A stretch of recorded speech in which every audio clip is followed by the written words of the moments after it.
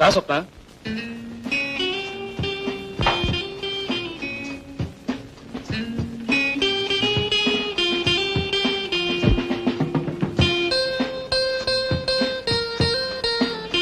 రా స్వప్న. ఏమిటి అలా చూస్తున్నావు? కొత్తగా పెళ్లి చేస్తే హడావిడేం లేదనా? ఇలాంటివన్నీ 10 మందికి చెప్పడం, 10 మంది రావడం అంటే నాకెందుకు ఇష్టం ఉండదు. ఈ దిష్టి హారతులు ఇవన్నీ అంటే నాకు అసహ్యం. Some I don't like it. మనకంతా కామ్ గా ఉండాలి. Come on, let's go.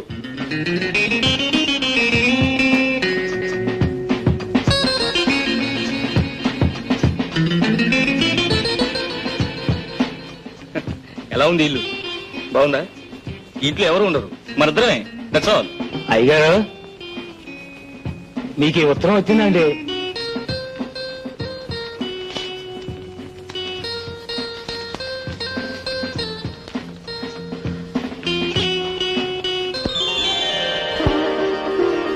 My goodness స్వప్న, అచ్చా ఇలా చెప్తాను. Thank you very much. చూసావా, నువ్వు కాలు పెట్టిన వేళ విశేషం అమెరికన్ ఎంబసీ నుంచి ఇంటిమేషన్ వచ్చింది. ఏమన్నా తెలుసా? నాకు వీసా వచ్చిందని. నేను ఆఫీస్కి వెళ్ళి ఆ పనులను చూసుకొస్తాను. నువ్వు స్నానం చేసి రెడీగా ఉండు, ఓకే? నేను వచ్చాక బయటకు వెళ్దాం అన్నట్టు మర్చిపోయాను. అర్జెంటుగా మీ నాన్నగారి ట్రంకాలు బుక్ చేసి మనం క్షేమంగా చేరేమని చెప్పు, లేకపోతే ఆయన కంగారు పడతారు. ఓకే?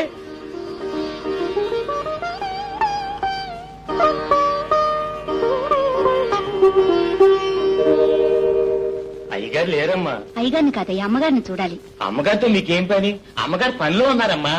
ఓసారి మాట్లాడి వెళ్తాను రామయ్య. మిమ్మల్ని లోపలికి రానిచ్చానని తెలిస్తే మా ఉద్యోగాలు ఊడిపోతాయి. అయ్యగారు వచ్చే టైం అయింది. వెళ్ళమ్మా, వెళ్ళి ఇక్కడి నుంచే.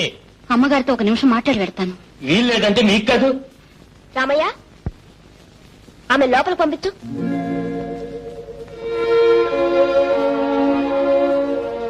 మీతో ఒక నిమిషం మాట్లాడాలని వచ్చాను. రండి, పదండి, కూర్చోండి.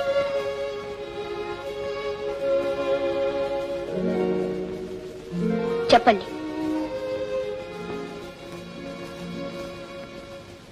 మీకంటే ముందు ఆయన నన్ను పెళ్లి చేసుకున్నారు. క్షమించండి, మీరెంతో ఆనందంగా పెళ్లి చేసుకుని వచ్చారు.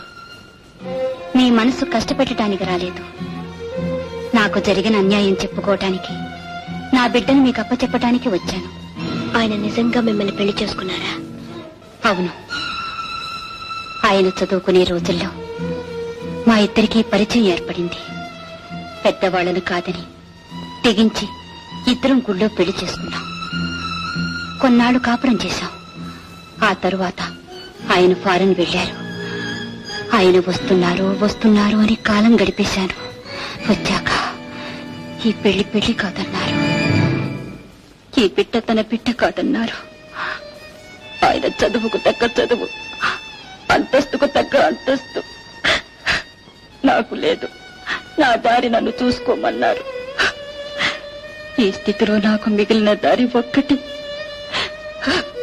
చచ్చిపోవడం. కాని నా చేతులతో నా బిడ్డను చంపుకోలేను. అందుకని నా బిడ్డని మీకు అప్పగించి వెళ్లిపోదామని వచ్చారు. ఎవరా బిడ్డ?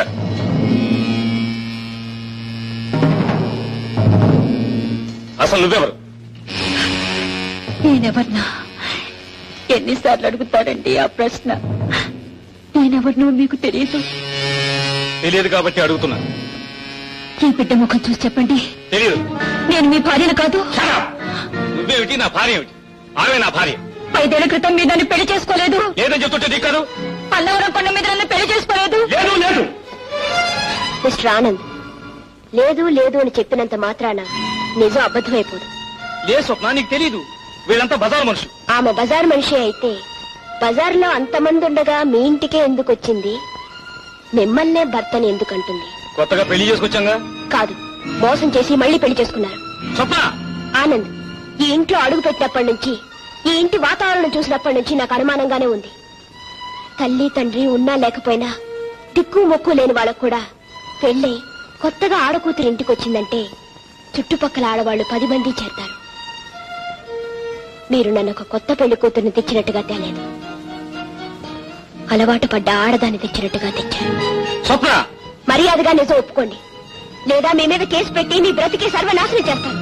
I say shut up. Don't talk rubbish. వద్దమ్మా.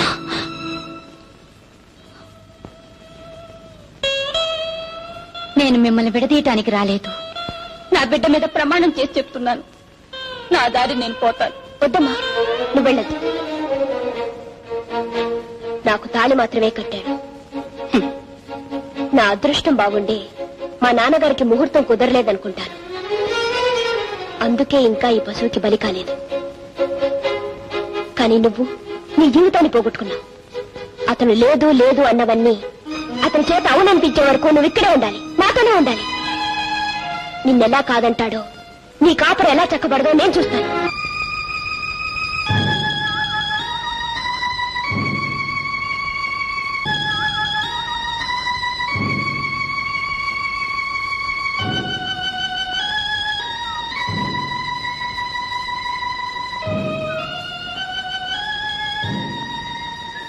ఓ రావుడు, ఓసారి మీ ఆయన చూసి వెళ్దాం అంటుంది.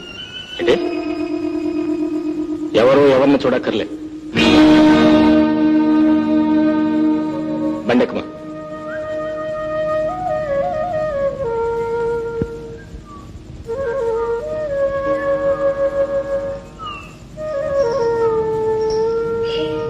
ఇదిగో కాఫీ.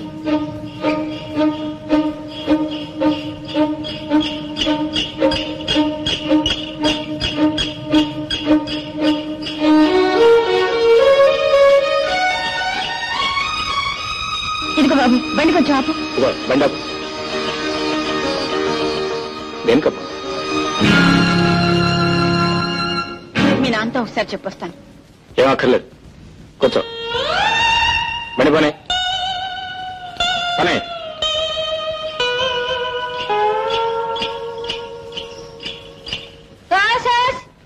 ఏట అట్టా చూస్తున్నావు? ఆడేడు చూస్తాడే ఏడు ముఖం. నీ కొడుకు డాక్టర్ అయిపోయినాడు. ఈడి బుద్ధి బాగుంటే ఈయన కూడా తీసుకెళ్ళు. అది ఇగా ఏలు సంపాదిస్తున్నాడు. ఈడి కర్మ. ఆయనకేం కర్మరా, నాకు పుడతాడు రేపో మాపో. ఇది డాక్టర్ అయితే నా కొడుకు యాక్టర్ అవుతాడు. ఇది ఏలు సంపాదిస్తే నా కొడుకు లాక్తా తప్పెట్టాడు. ఏంటి జగ ఊగలు ఊగెత్తున్నావు? ఏంటి ఏంటి నాతో పెట్టుకుంటాడు పేడముండా? నన్ను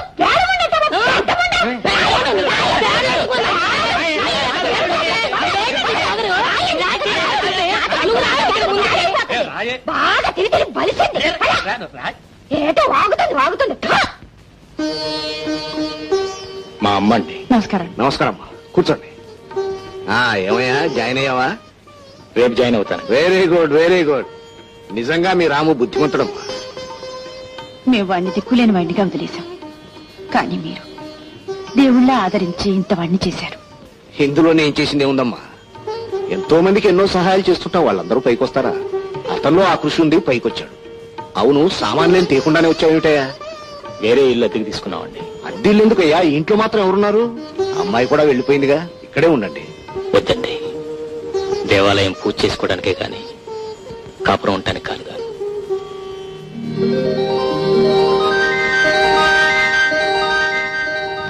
మీరు ఇక్కడ జాయిన్ అయ్యి 3 సంవత్సరాలు అయిందనమాట. అవునయ్యా. అయితే మీరు నాకు హెల్ప్ఫుల్ గా ఉంటారనమాట. Hello mister Ramu. Hello miss Vijaya. మీరు ఇక్కడున్నారేంటి? నేను ఇవాళ డ్యూటీలో జాయిన్ అయ్యాను. How are you? Fine. Ramu, అప్పుడు నీ క్లాస్మేట్, ఇప్పుడు నా లైఫ్ మేట్ అయ్యా. రియలీ? Heart congratulations. అవును, ఇద్దరం పెళ్లి చేసుకున్నాం, ఇక్కడే ఉద్యోగం చేస్తాం. Oh that's fine, that's fine. మీరు మాట్లాడుతున్నాండి, నేను వాటికి వెళ్ళొస్తా. ఏంటి, ఎలా ఉన్నారు? బానే ఉన్నాను. పెళ్లి చేసుకున్నారా? ఇంకా లేదు. ఎందుకని? Just like that. అవును, స్వప్న దగ్గర నుంచి మీకు ఏమైనా ఉత్తరాలు వస్తున్నాయా? లేదు. ఏ? అది సంతోషంగా ఉందని నేను అనుకోవడం లేదు. ఎందుకని? దాని పెళ్లి దాని ఇష్టంతో జరగలేదు. నిజంగానా? అవును, స్వప్న ప్రేమించింది మిమ్మల్ని, మనసిచ్చింది మీకు, ఆశలు పెంచుకుంది మీ మీద. మీరు చెప్పేది నిజమా? అవును. మరి నాతో ఒకసారి కూడా చెప్పలేదే? ఏమిటి చెప్పేది? మిమ్మల్ని తీసుకొచ్చి ఎందుకు తన ఇంట్లో చోటిచ్చింది? తనే దగ్గరుండి మీ మంచి చెడ్లు స్వయంగా ఎందుకు చూసింది? మీరు నవ్వితే నవ్వి, బాధపడితే బాధపడి, మీరు మాట్లాడితే సంబరపడిపోయి మీరే తను తనే మీరని ఎందుకు అనుకుంది? దేనికోసం అనుకుంది చెప్పండి. ఒక ఆడది ప్రేమిస్తున్నానని చెప్పడానికి ఇంతకంటే ఏమన్నా చెయ్యాలా? పచ్చిగా నోరు తెచ్చి మిమ్మల్ని ప్రేమిస్తున్నాను పెళ్లి చేసుకోండి అని చెప్పాలా? చెప్పండి.